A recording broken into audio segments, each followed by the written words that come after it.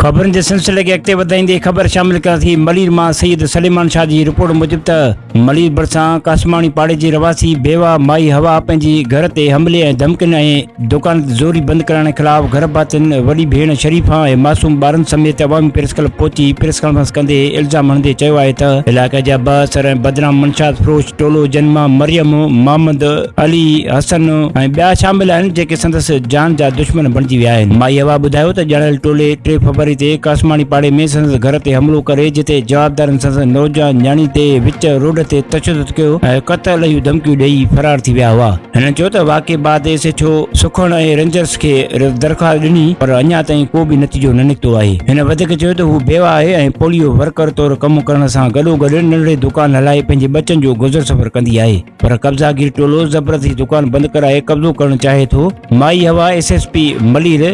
डीसी मलीर एसएचओ ऐं रेंजर्स अमलदारनि चूंडियल नुमाइंदनि खां मुतालबो कंदे जवाबदारनि खे फौरी तौरु गिरफ़्तार करण ऐं बचनि खे तहफ़्फ़ुज़ करण जो मुतालबो करे छॾियो आहे।